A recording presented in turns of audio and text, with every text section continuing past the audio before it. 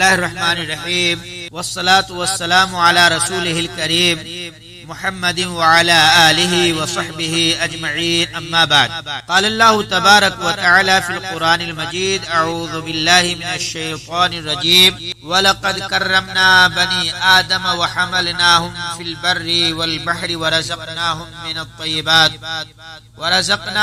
الطيبات وفضلناهم على كثير ممن خلقنا تفضيلا سورة الاسراء آیت نمبر 70 رب اشرح لي صدري ويسر لي امري واحلل عقدة من لساني يفقهوا قولي رب زدني علما۔ گرامی قدر میرے بزرگوں، دوستوں اور اسلامی بھائیوں اور بہنوں، السلام علیکم ورحمۃ اللہ وبرکاتہ۔ محترم سامعین و سامعات، آج کی نشست میں موضوع ہے اسلام میں انسانیت کے حقوق۔ تو آئیے اس کے بارے میں سماعت کیجیے۔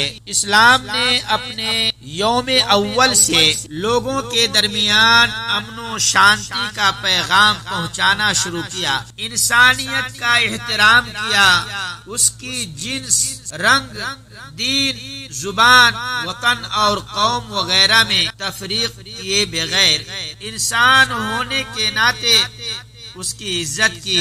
جیسا کہ میں نے حمد و صلات کے بعد سورۃ الاسراء آیت نمبر 70 کی تلاوت کی، اس کا ترجمہ سماعت کیجیے۔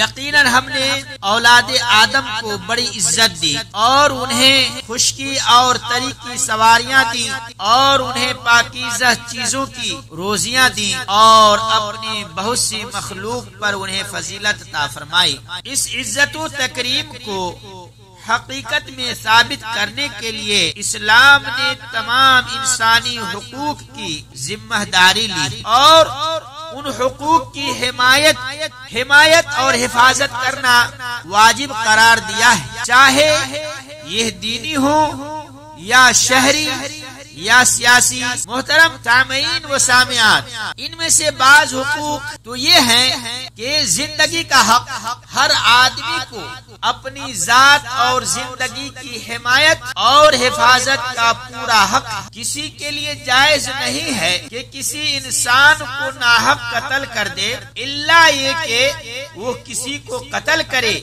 یا زمین میں ایسا فساد کرے جو موجب قتل ہو، جیسا کہ اللہ تبارک و تعالی سورۃ المائدہ آیت نمبر 32 کے اندر فرمایا، من اجل ذلك كتبنا على بني اسرائيل انه من قتل نفسا بغير نفس او فساد في الارض فكأنما قتل الناس جميعا ومن احیاها فكأنما احیا الناس جميعا۔ اسی وجہ سے ہم نے بنی اسرائیل پر یہ لکھ دیا کہ جو شخص کسی کو بغیر اس کے کہ وہ کسی کا قاتل ہو یا زمین میں فساد مچانے والا ہو، قتل کر ڈالے تو گویا اس نے تمام لوگوں کو قتل کر دیا، اور جو شخص کسی کی جان بچا لے اس نے گویا تمام لوگوں کو زندہ کر دیا۔ محترم سامعین و سامعات، اسی طرح سے مال کی حفاظت کا حق بھی ہے۔ جس طرح جان کی حفاظت کی جاتی ہے اسی طرح مال کی بھی حفاظت کی جائے گی، لہذا کسی کے لیے بھی جائز نہیں ہے کہ وہ ناجائز طور پر کسی کا مال ہڑپ کر جائے۔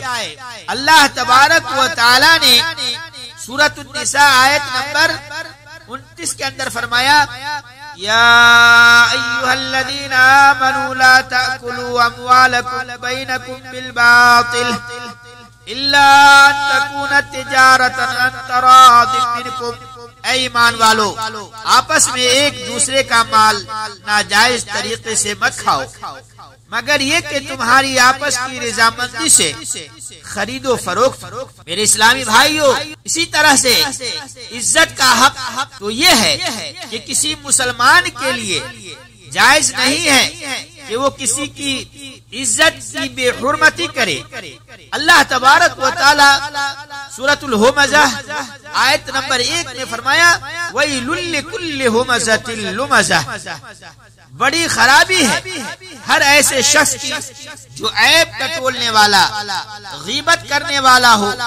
اسی بنا پر اسلام نے تہمت لگانے والے کی سزا 80 کوڑے معین کی ہیں۔ محترم سامعین بغور سے بات کیجیے، تہمت لگانے والی کی سزا 80 کوڑے معین کی ہے، لہذا غیبت اور چغل خوری سے بھی ہمیں بچنا ہے۔ آزادی کا حق تو یہ ہے کہ اسلام نے نفس، مال اور عزت کے حقوق پر ہی اکتفا نہیں کیا، بلکہ عبادت، فکر اور نوکری اور کمائی کی بھی آزادی دے رکھی ہے۔ نیز ملکی و غیر ملکی پیمانے پر تمام کمپنیوں سے فائدہ اٹھانے کی آزادی دے رکھی ہے، اور اسلام نے حکومت پر ضروری قرار دیا ہے کہ ان تمام حقوق کی حفاظت کرے۔ ان کے علاوہ اور بے شمار انسانی حقوق ہیں